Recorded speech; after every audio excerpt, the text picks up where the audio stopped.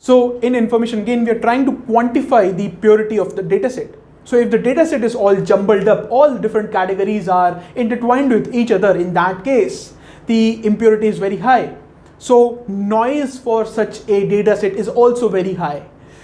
So noise is also attributed to a factor which is called entropy.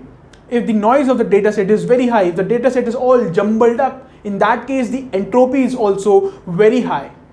So once we apply our machine learning model on such a dataset and we are able to split the data into two different factions, and we say these two factions represent two different categories. If the entropy of these two categories is lower than the parent dataset, in that case the reduction in entropy results in information gain. Splitting occurs along the lines of features when the information gain for particular feature is high. So now let us talk about second splitting criteria, that is Gini impurity. So in the case of Gini impurity, we are trying to determine the probability of randomly misclassifying a randomly selected point from the dataset.